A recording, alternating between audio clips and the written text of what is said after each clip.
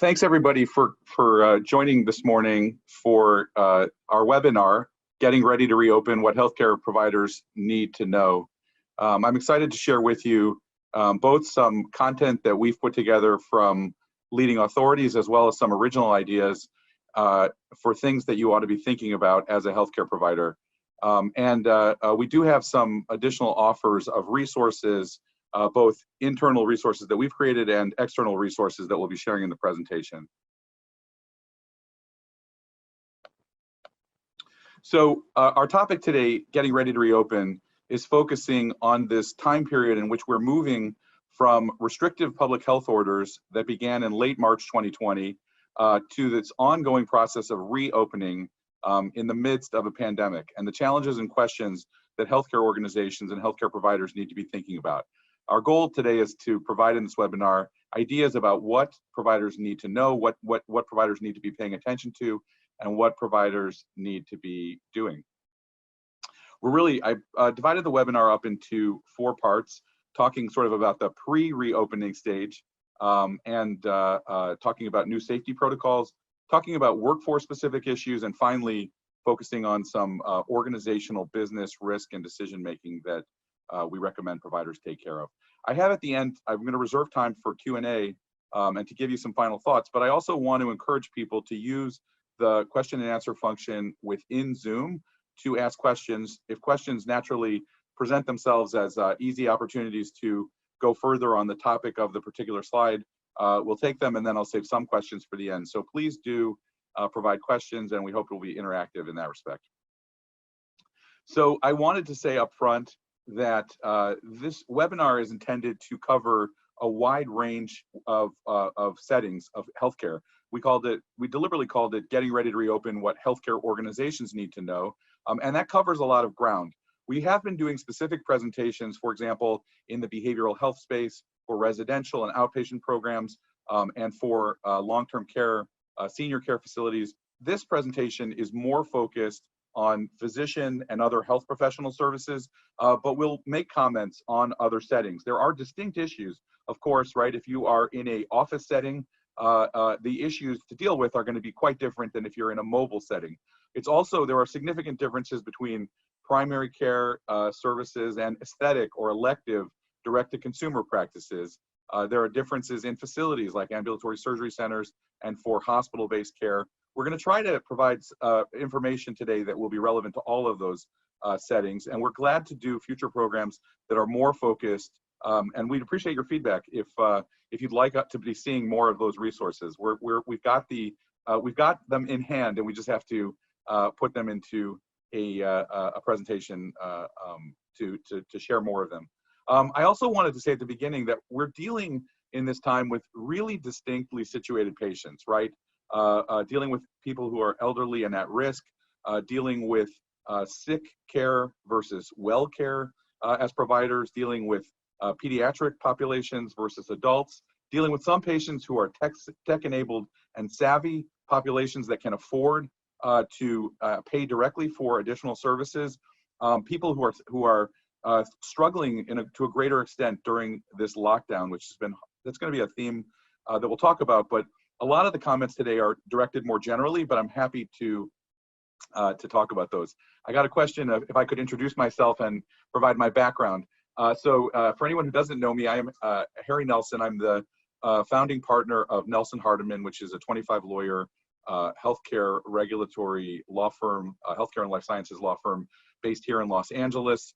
I've been practicing for about 27 years, and I spend a lot of time advising providers on dealing with risk issues, business risk issues, issues around licensing and scope of practice, issues around operations, both in office and through technology. I do a lot of work on telehealth issues, a lot of work on reimbursement, and most broadly on risk management issues, on helping providers in different settings think through issues. I have a lot of information in this presentation that is of a clinical nature. I have no clinical training, but I share it because I've had the privilege through our work of being in touch with some really leading authorities on infection control issues. And I also, I think that one of the benefits that I hope I can share today is that I get a lot of questions, we as a firm do, And I personally get tons of questions from lots of different providers in lots of different settings. And I think that my hope is that we can take some of that learning and reflect it back for you in this presentation. So a few disclaimers. You don't become a client of Nelson Hardiman if you aren't one already. By watching this webinar, we intend this webinar to be for educational purposes. And as I mentioned, we're talking about broadly across healthcare in different settings. We encourage you to either come back and ask us or talk to a different lawyer before addressing anything particular. And I'm going to talk a little bit about how regulations and laws and guidance that we're talking about today are in flux, and it makes this topic can be an additional challenge. All right, so let's dive into the first topic I wanted to talk about, which is pre-reopening. How is reopening going to proceed? What should you be doing now? So there's a lot of confusion about what the status is, and I apologize for any non-Californians on the line. This is a very California-centric slide, but here in California, we are currently in the first phase of what's intended to be a multi-phase process for dealing with both the lockdown and the reopening. So the lockdown began formally in California on March 19th, and we're still in a period where it is winding down and we are slowly rolling into phase two. Phase one was dominated by the Safer at Home order, and I'm going to talk about how to understand federal, state, and local guidance. Then began the phase that the state began calling planning for recovery. And the focus has been on improving safety for essential operation. And that's going to be an interesting issue because some healthcare providers on the line have been open continuously as essential operations, which was a broad definition for healthcare here in California, whereas some practices that were more direct to consumer or aesthetic based may have shut down completely. And so the emphasis in this period was on improving safety, safety for workers, addressing the shortage of personal protective equipment, PPE, and developing some systems for testing and tracing so that we can have better infection control. So the period that was announced last week by Governor Newsom is phase two, and that is a rollout underway. Included within this phase are lower risk businesses as well as essential healthcare. When healthcare was put into this category, it wasn't to say that healthcare couldn't be open already, but it was to extend a broader opening and also to make clear that the state of California wants healthcare providers to be following many of the same safety protocols that other businesses are following. As I mentioned, this phase is intended to be a rolling one. We've seen some gradual reopening. Just as an example, if you've noticed here in Los Angeles, there was an announcement that the trails are now open. The beaches are still not, and that will happen later in phase two. And the goal here is to focus on caseload stability so that we can restore resources safely without getting a worsening of the pandemic. The intention in phase three is to move to open all businesses, including higher risk businesses, to open schools, movie theaters, tattoo parlors, massage, bars, and that we've been hearing is going to happen in August or September. But I do want to note that phase two was at one point being talked about delayed to June. So it's quite possible that we could be moving to phase two much earlier and perhaps in July.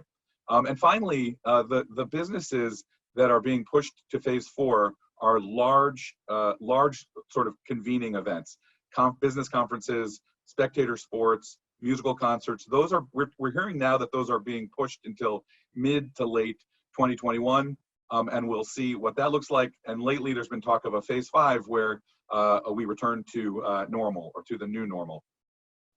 So California, in terms of how California is reopening, we're following, announced on May 7th, what's called a regional variance plan. And the idea is that the state is actually vesting authority in each county to decide how to proceed with reopening, subject to meeting certain public health prerequisites and criteria. And the key criteria the state's focusing on are epidemiological stability, that is, trying to keep below a rate of 1 case of COVID-19 per 10,000 people in the last 14 days, a testing capacity, being able to distribute and test at least 1.5 people per 1,000 residents daily, containment capacity, having a sufficient number of contract tracers to identify contagion. And then the state is also using a bunch of softer criteria, distribution of PPE, hospital surge capacity. Hospitals are expected to be able to surge at least 35% for safe purposes. The state has included homeless housing and skilled nursing facilities in some of their other criteria. So here is a bottom line suggestion. If you are trying to figure out how to pay attention to all of these different rules, our advice is that you should think in the following way. Number one, federal policies regarding what's permissible, statements coming out of the federal government are largely non-binding in this respect. I put two very important asterisks on this point because that's not to say that Medicare or Health and Human Services regulations are in any way non-binding. Those are controlling for Medicare participating providers. But the federal guidance in terms of statements being put out they're not binding, for example, when the CDC puts out recommendations. At the same time, they may very well be the closest thing we have to a defined standard of care, right? And we're going to come back to that point in this presentation. So it's very important to be paying attention to them, but they're not controlling. Technically, the state has authority to set the rules, right? The state is the level at which healthcare is licensed and under which healthcare proceeds. So the state is formally putting out the rules, but what we saw in this regional variance plan is that the state has limited enforcement on the ground to actually police. And so at the end of the day, local authorities are the ones who are controlling. Under the regional variance plan, the county in which you're located is technically vested with that authority and with enforcement. And of course, there's a city-county tension, and we're seeing that cities also have a relevant role to play, and there's going to have to be some wrangling between cities and counties. But that's where you should be paying attention to. And the final point I wanted to make on all of the conflicting rules is that what we're seeing consistently is there is an effort not to override professional discretion by health professionals about what's medically appropriate and how to handle cases. So while there was a lot of discussion, for example, about shutting down elective care, a lot of discretion has been left to healthcare providers to decide if what should be handled in person and what should be handled by telehealth, to decide what's medically necessary and what's elective. And I believe we're going to see that continuing, that health professionals have a fair amount of discretion to decide what's medically necessary and appropriate in the period of reopening. So as we think about this, I'm going to go much deeper on these topics in the next couple minutes, but I wanted to just sort of at a high level identify 4 categories of things that I think are important to be thinking about. Number one, adopting safety protocols. We're going to talk in depth about how to engage in screening for your staff and your patients, how to think about distancing, PPE, cleaning, and sterilization, and office logistics, practice logistics. Number two, critical to have a communication plan, right? There's a lot of work to do here that is softer work of reassuring a workforce and patients who have been really affected by this crisis. A lot of operational changes, some of that is the safety protocols, and a lot of issues around how to actually address the risk of COVID-19 infection, testing, and treatment. And related to communication is adapting to patient expectations. I'm going to talk about the issue of informed consent, ongoing telehealth usage, and how to address anxiety and other behavioral challenges that are showing up in the workforce and in patients. And finally, planning for business challenges, right?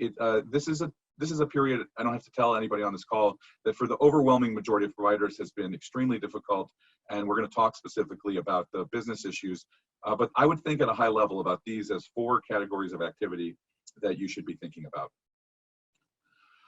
A first principle here that I would use is to think about the competing duties that you have here. We are in a situation where it's possible to mitigate the risks around COVID-19, not to eliminate them.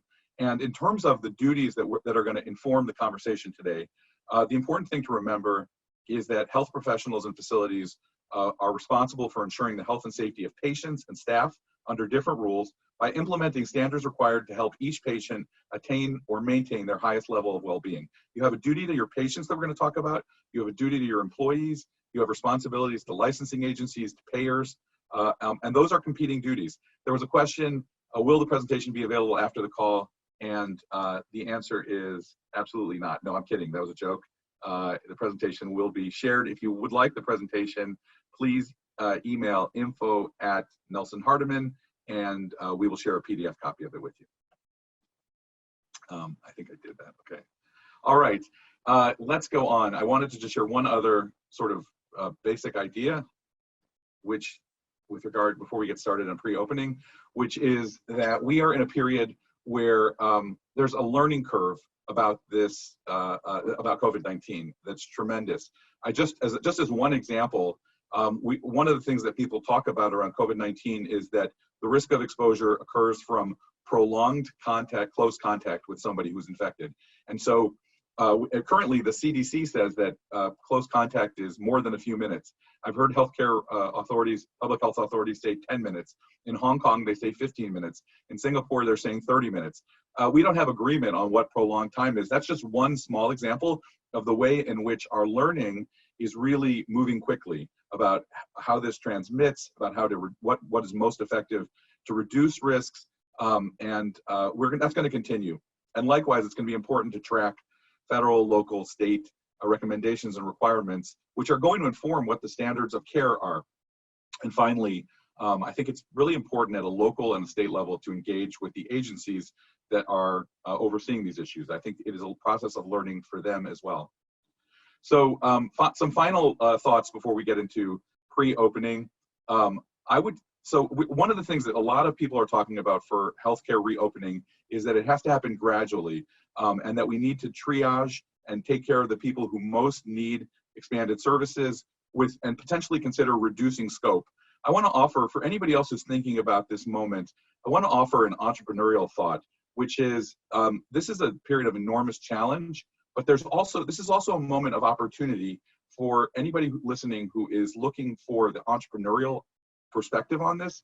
I just want to offer, this is an opportune moment to take market share if you are a provider who's able to meet needs on the ground and move quickly. So there's two tensions here, right? There's a need to be gradual about your existing practice, but this is also a moment to rethink how your practice may be changed by the new needs and new problems to solve that are out there. As I mentioned, I think this is a critical time to address anxiety, and my suggestion in this webinar is that you want to over-communicate your status as an organization. You want to over-communicate your values to reassure patients and your staff. I, for example, would recommend considering video to actually show patients how your practice has changed and to reassure them in the process that you are a practice that is thinking hard and taking seriously the new safety protocols. You want to be a provider that brings order to the chaos. One example of that would be daily updating your website, your phone messages, your Google hours. I can just share with you a personal experience where I was trying to reach a business I was going on Google and looking at their hours, and I was so happy to see they were still open, and I drove to the business only to find that they were closed and there was a sign on the door. And that's a business that missed an opportunity with me as a customer for a good experience, a better experience, had they let me know they were closed.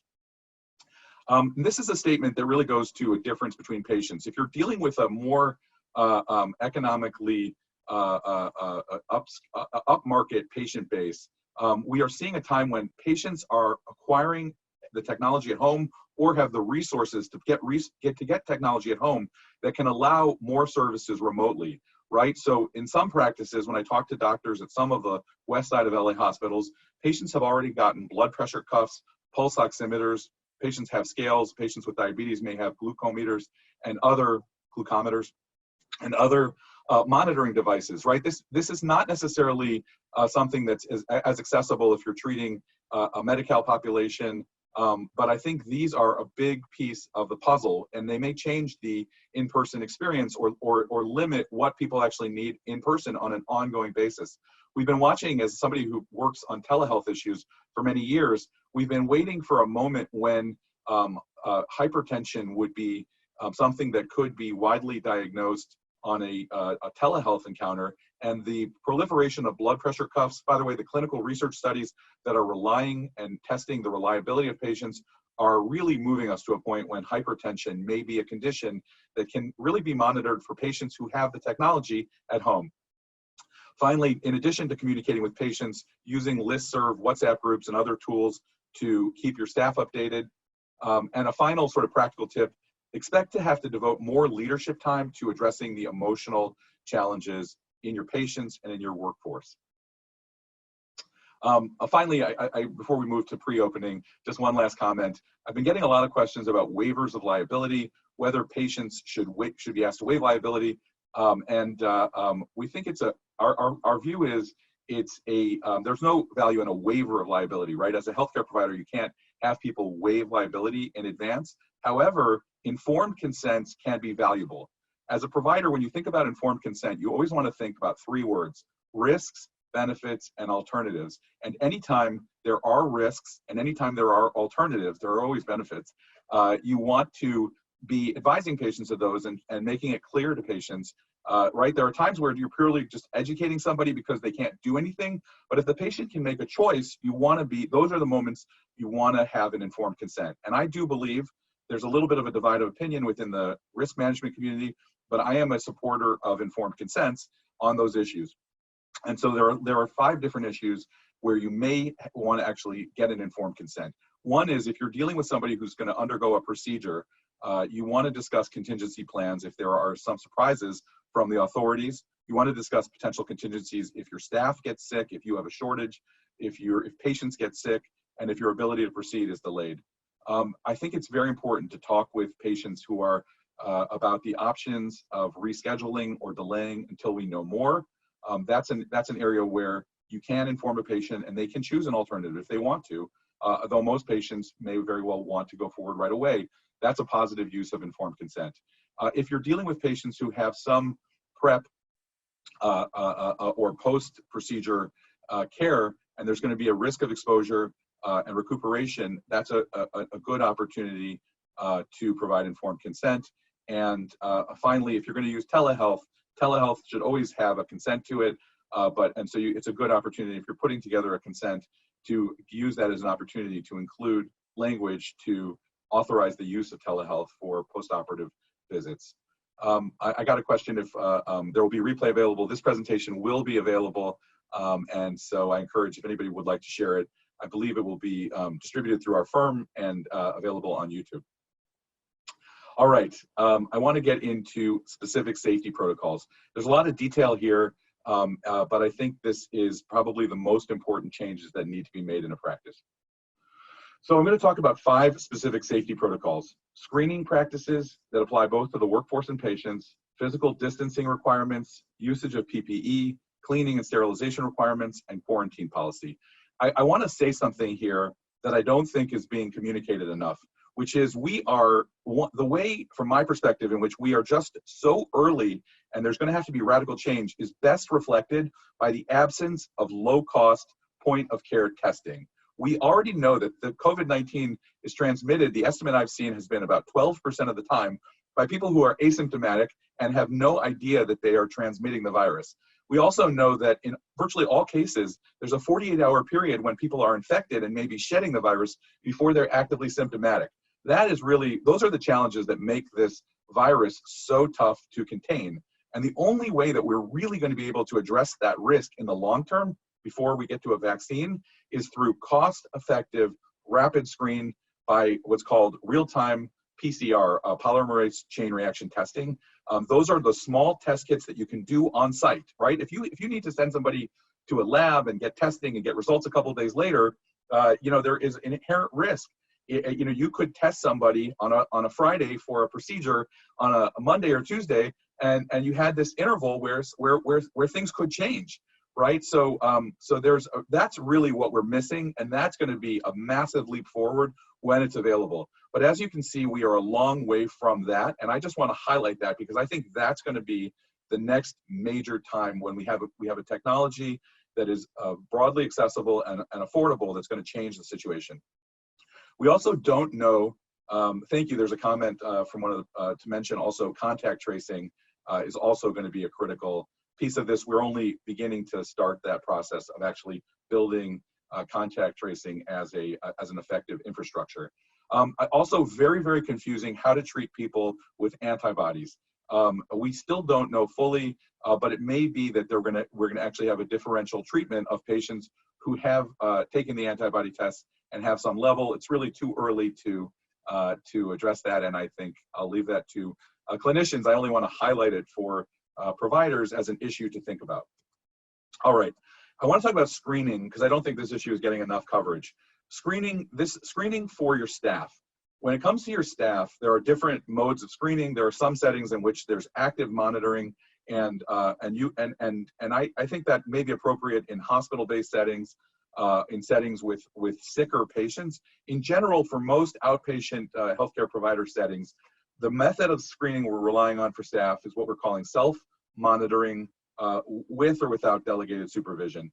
And the basic idea that right now that we're saying is staff should be taking their own temperature at least twice a day, right? That means taking the temperature sometimes at home, sometimes at work, remaining alert for symptoms, and reporting symptoms if there's a need to be medically evaluated. Again, this is not perfect because we have this 48-hour lag, but that is the recommended approach. That's the best we can do right now. Doctor, the next question is asking really of a much more high-level question about what we gained in this time period. I'm going to wait on that one till the end. All right. So what does it mean to screen your staff and patients? It really means asking the following questions, making sure that you check with people. Are you experiencing symptoms and going through the various symptoms? Have they been in contact with someone known to have COVID-19? If so, getting the details on that, and actively measuring temperatures. That's really what screening means. There's also questions about travel, although I don't think many people are actively taking cruises at this moment in time. So what do you do with the active screening information?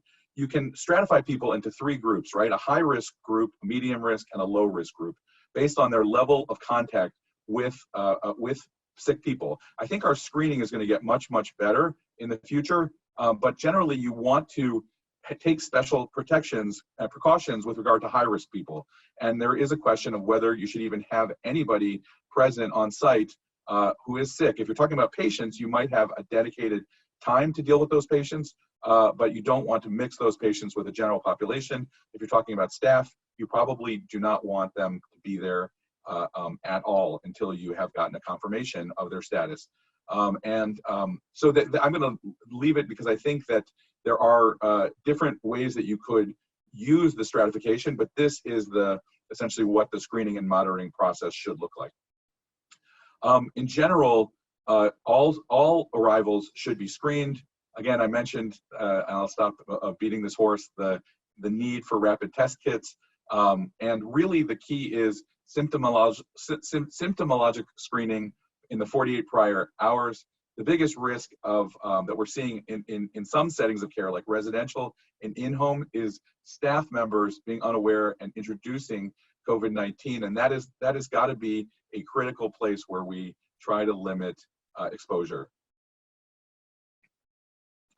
So in terms of adjusting to the crisis, I've mentioned several times in this presentation, we are dealing with a unique moment in time when there is an enormous amount of anxiety about the situation.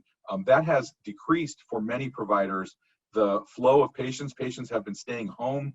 We know that patients have not been getting care that they need. We don't have good data on what the long-term effects are, but it can't be good that so many patients are delaying and deferring care and ignoring problems. And I think that's an issue that's going to get more and more attention. So how do you address this situation? And my answer would be, there really needs to be a sustained effort on effective communication and engagement with your patients and with your workforce.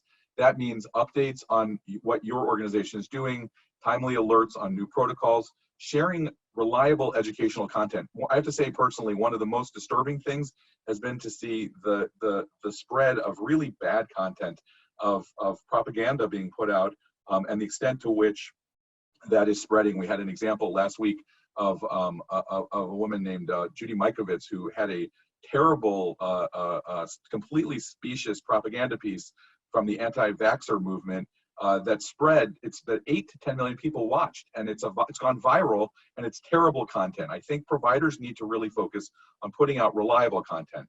And then the recommendation, and this isn't me, but this is from national organizations, has been try to think about a person-centered approach to how you communicate with patients, with patient family members, and how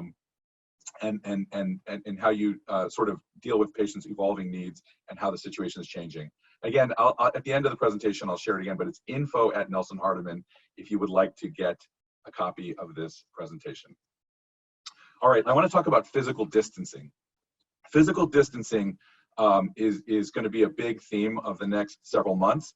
The first advice here is keep using telehealth to the extent that you can. By the way, it may be that part of the screening of a patient may take place by telehealth, and then part of it is in person. Obviously, people will need to be coming into offices for blood draws, for injections, and for conditions that require an in-person exam to meet the standard of care. But when you have patients where telehealth is working well, even in this time period, we recommend continuing it. And it really, if you are dealing with a Medicare population or insurance population, it's important to learn the codes to get paid for that. But if you are dealing with a population that can afford cash pay, this is a convenience that patients have shown a willingness to pay for and should be charged for. There are many telehealth applications that will allow you to do so within the application. In terms of more physical distancing tips, generally we want to reconfigure the workforce to try to allow people to space out. I'm going to talk in a minute about PPE, but one of the trickiest things is for employees who are working in close quarters, there's a real resistance to wearing PPE continuously. And I'll talk about that on the next slide, but I think this spacing people out will help with that issue.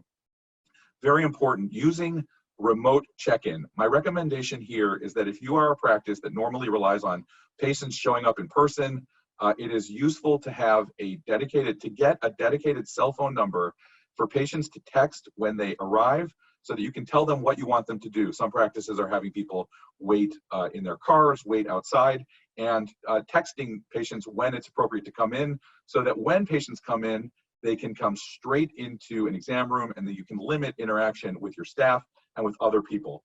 So that's a recommendation that we have been making. You want to pre-screen patients for their condition. I would say even before that remote check-in moment, by the way, that remote check-in is a time when you could be doing the screening that I mentioned earlier, but I think you want to pre-screen patients and try to separate out, if you are a practice that gives both sick care and well care, you want to separate out times of day so that you are not exposing people to each other. Not only by not having a waiting room, but also just by not having time for your office to be aired out and reducing risks of the virus potentially still being airborne. We want to figure out what's the maximum patient capacity to have in your office at any one time. There's been a recommendation for if you have two entrances, having a separate entrance and exit. And you want to reduce foot traffic, right? A lot of people, if you have an office where people are moving in both directions, maybe set a flow, if your office space allows, to only have people moving in one direction to reduce interaction. A big issue, restricting guests and visitors. Now, this doesn't work if you're a pediatric practice and you obviously need a parent to accompany the child, but unless somebody is really necessary to support a patient's health, whether it's an adult child coming with a parent, there really needs to be a necessity standard because we don't want any guests who are not necessary. Special hours for vulnerable patients, just as grocery stores have been doing that. There's been suggestions that providers would benefit from doing it. And finally, you want to the extent that you have patients waiting in your offices, you want to take away all the things that one person can touch and another person can touch. All right, I want to talk just about cleaning. It shouldn't be a surprise that we want to make alcohol-based hand rubs as accessible as possible. If there are supply limits, using soap. We want to really reinforce hand hygiene with posted protocols, not having people leave tissues around, making sure they go straight into the garbage, and having no-touch receptacles for disposal. We want to sort of spread out as much as possible the time for exam rooms to give time to reduce any risk of airborne transmission.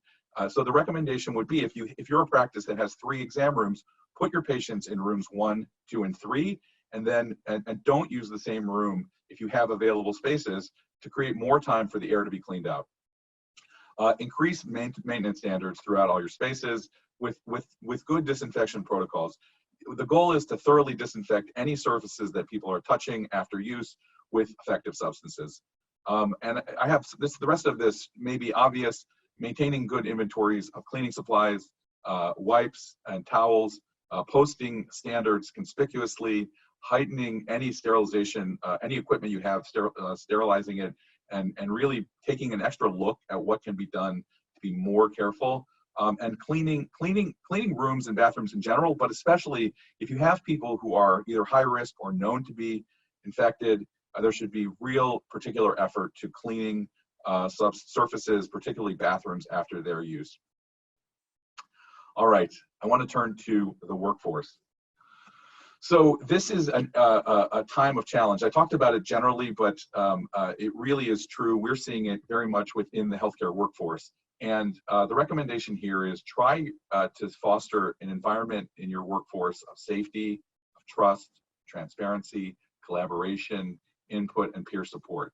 I think it's very important to acknowledge the uncertainty of this time and the contagion fear, and to dedicate time to reassuring people. I can tell you, as a leader of my own business, I have taken to sending out to my whole organization a level of transparency about how we're doing to reassure people that we're here and we're going to be here. And I think it's worth thinking about what you can do to give people more reassurance. You need to be prepared for strong reactions and fear of being around people who are under investigation, who have a high risk of exposure, or infected patients or coworkers. There are going to be moments of fear, and you need to be thinking about how to deal with them. It's critical to be able to share and implement new rules efficiently, to really take time and make sure that people are well trained and have resources to support all these safety protocols we're talking about, to schedule time to check in with your staff and listen and address their concerns. And I'm going to talk about that as a legal issue in just a minute. To be flexible and creative and responsive to staff, and to identify solutions that work within the resources available. I'll talk a little bit at the end about, let me talk on the future slides about talking to employees about their health and well-being. In general, there are significant restrictions on what you can say to your employees about their health for fear of discrimination, but I think this is fundamentally a different category. And let me talk a little bit more about the process of how to talk to your staff and what you can and can't do on the slides ahead. So the basic issue, I asked the question, what do you do with staff who are afraid to come in? What if they don't want to return to work? And there's really two questions on a legal level, or two questions, one legal and one more broadly business oriented. One is, are you legally required to accommodate them? The other is, do you want to? Is there a reason to? The general rule is that employees have to return to work when asked, and they can be terminated for not returning to work, right? And they're not eligible for unemployment benefits if they unreasonably don't return to work. There is an issue. The Americans with Disabilities Act basically creates the standard that when an employee has a potential disability, they have the right to request an accommodation, and if the accommodation is reasonable, it's required to be given. Fear of COVID-19 is not a covered disability, but there's going to be a real need to take up the issue of whether the employee's request to work from home can be accommodated, if not, what their leave status is. The other issue is OSHA. OSHA protects a reluctant employee from being discriminated against, and that's going to be the question that's going to be addressed on with respect to what you can ask employees.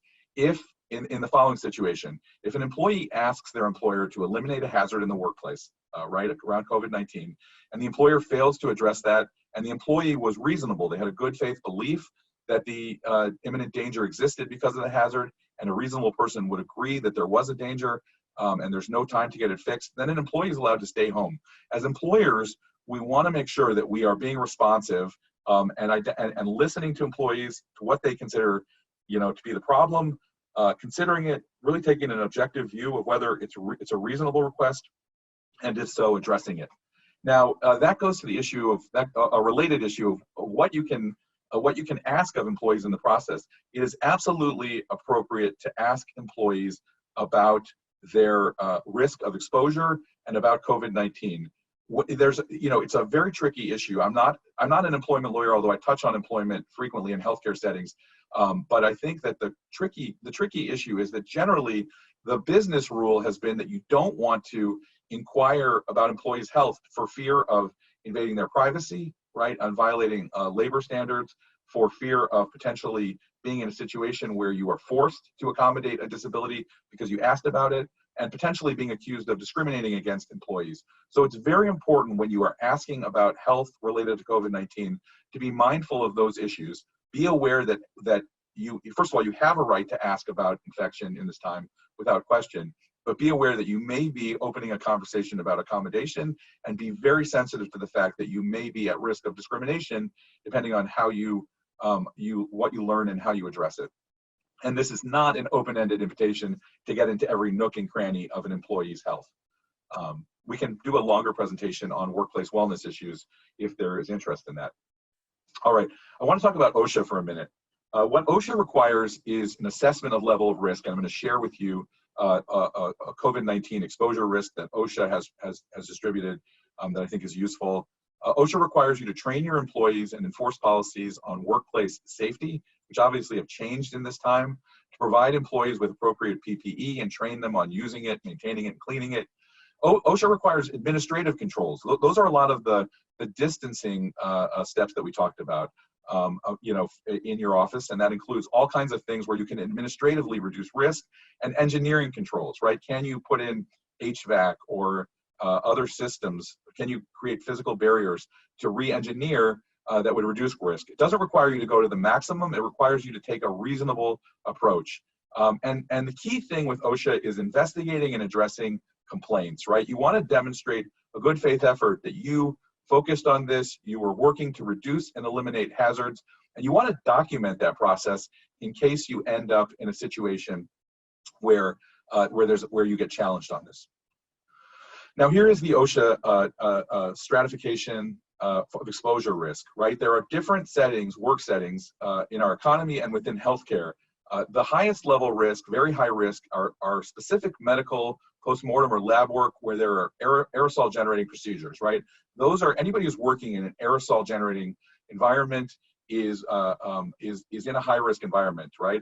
High risk is defined as high potential for exposure to known or suspected sources. And that is part of the healthcare workforce, particularly around delivery, so transport, support, first responders. Where I think most of the healthcare economy is located is in the medium risk area. Jobs where you're in frequent and close contact with people who may be infected, but are not necessarily known or suspected to be. And finally, there are some jobs like that just don't require contact with people and are low risk. You want to use this to figure out how to handle your staff. And I think that some of the key recommendations here are, again, until we have point of care testing broadly available, if people have symptoms, send them home, stay home. In the high risk area, I think that's a real area where employers need to use discretion and balance the need to keep your office appropriately staffed, but consider sending people home if you are in a position to do so.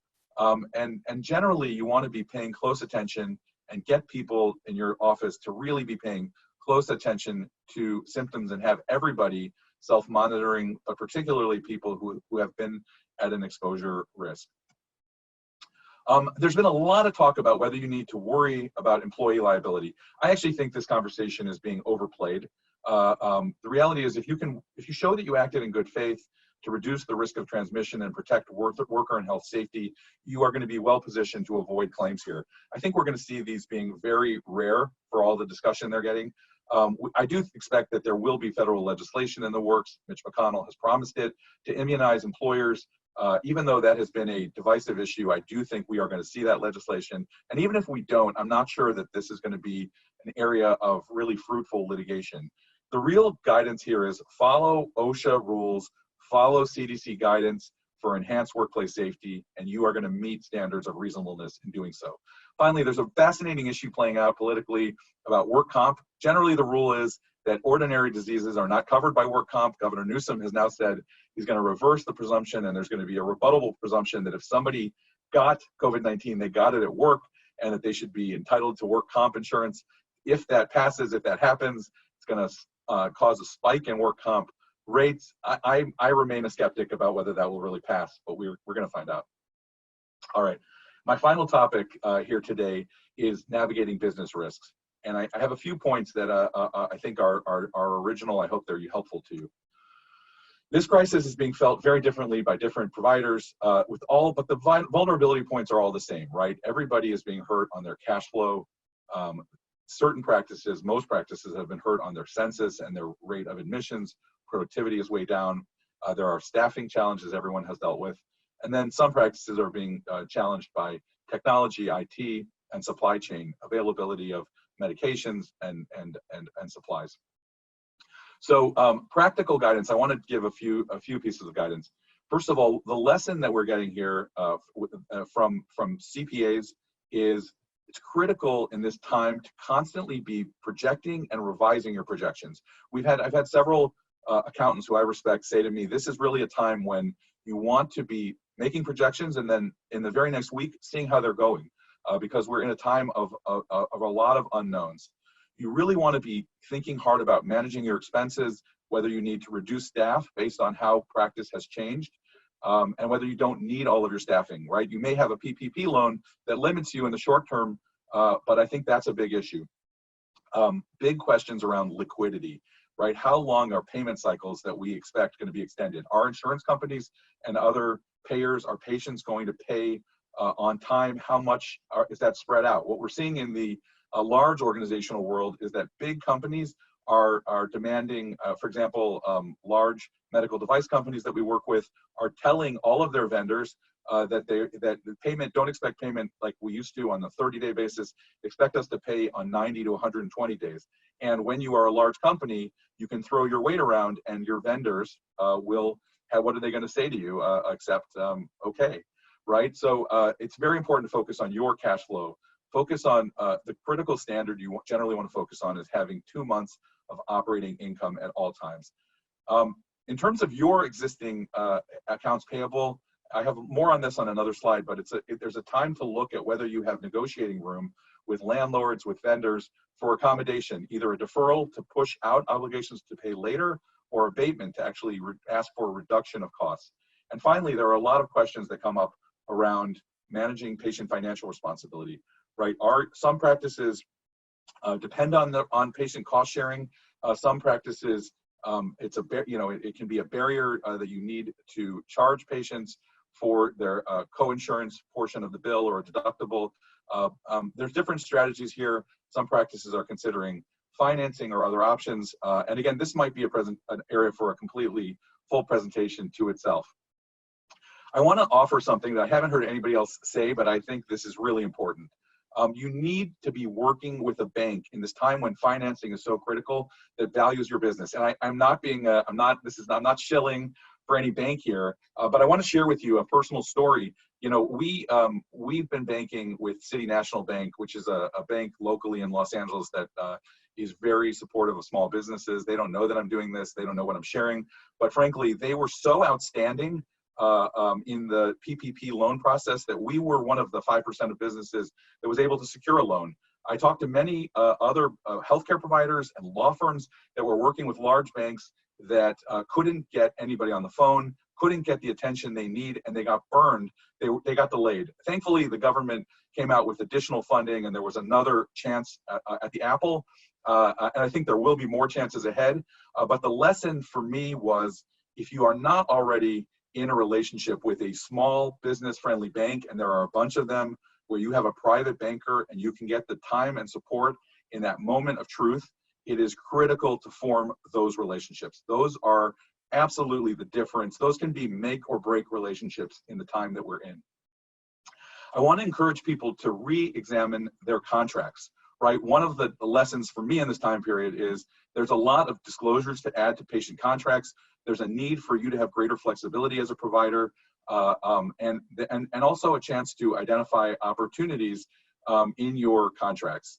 With regard to employees, we've had many physician groups that never expected to encounter a period of reduced workflow and contracts that committed them to pay staff and long-term, difficulty restricting their ability to terminate people, and it becomes critical that employers have flexibility. So those are contracts that should be revisited. And finally, in all contracts, in leases and service contracts, having force majeure clauses that allow that cover these surprises, right? This might be a once-in-a-century event, but talk to me in 100 years and we'll find out if it is. And if it is, great, but if it's not, you want a force majeure clause that addresses the broadest possible risks and gives you the freedom as an organization to deal with them. In terms of shoring up your finances, we've seen significant federal programs. I'm not going to spend much time on them. I do want to highlight one resource that I think is outstanding, which is the California Medical Association has created a financial toolkit for medical practices that addresses not only the loan programs, but also tax credits. You can find it on the CMA website at cmanet.org. They have made their COVID-19 resources broadly available. If you have trouble finding it, let us know and we're happy to point you in the right direction. All right, I wanted to just offer a few final takeaways and leave some time for questions and answers. So, you know, on the one hand, reopening, we're hearing a lot about slow starts, right? About doing this gradually, about the need to really re-engineer how your organization is taking things, and a need to communicate with people that is not going to allow the same capacity to just go straight to the volume of practices that you may have been seeing until middle, late March. So the upside of that is that having a slow start offers time and the ability to test, to lay a foundation for success ahead. The opposite, the sort of competing view, and maybe these, you can hold these together in the sense that you're going to move slowly on restoring your traditional practice. But I want to underscore again something I said at the beginning of the presentation, that for those providers who are worried that patients aren't coming back in full and that the old models are not going to be enough, this is a critical time to think about the pivots to solve problems that patients are feeling. There are new issues, right? As a lawyer, I'm focused on the way that infection control has jumped from a low-level concern to a top priority in presentations like this and in terms of what I'm addressing. And I encourage you to take that same approach and identify what are the needs that patients are feeling, where are the opportunities, be the provider that brings order to the chaos. And the upside of times like this is that there is an opportunity to claim market share, and this is a moment of opportunity for those providers who move quickly.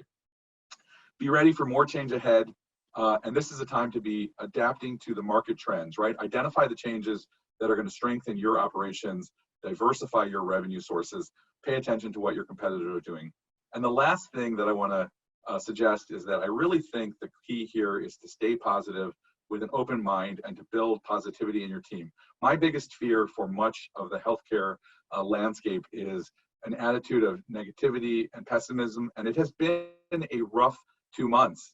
It has been a period with enormous challenges for so many organizations, it's really a challenge. It can be a challenge to find resilience, and I think that the more that you stay positive with an open mind, I think the better chance you have of finding the opportunities that are ahead. So I saved a few minutes here for questions and answers. I only see one question that was made earlier in the presentation, but what did we gain and lose for shutting down the entire economy for 2 months? And candidly, I think it's a great question. I think it's one that we're going to be processing for a long time, and I think that at this point we can't do anything about it. But I think that my hope is that we have a conversation about that issue where we not only say what a mistake we made as a system, but instead we think about the fall, because people are talking about a second shutdown. And my hope is that we can really demonstrate as a healthcare system, healthcare landscape, and a broader society that we don't need another shutdown, because it has been so destructive.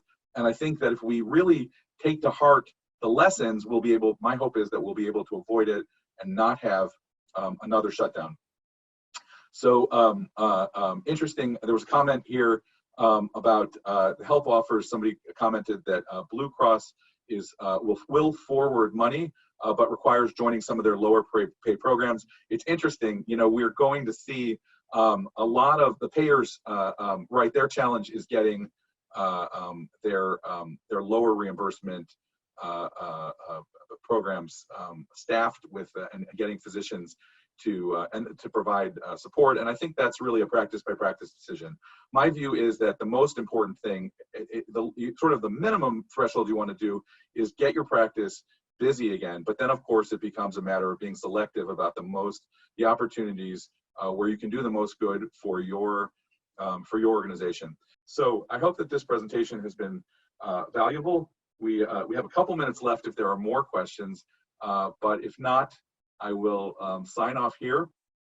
And though my one request would be, if you enjoyed this program and you have other areas that you would like to see us talk about, if there are things that you would like us to go deeper on, we're glad to do it. We have a lot of information, and we're really we feel it's not only a privilege but a responsibility to share that information out there. So we're happy to. So let us know what you think would be most valuable. We are trying to identify and flag the questions that are coming up over and over, and to give providers to share that information out more broadly. But if you have specific areas you'd like to see us address, let us know, and we will share it. All right, I'm going to stop there and end this presentation. Thank you so much for tuning in today.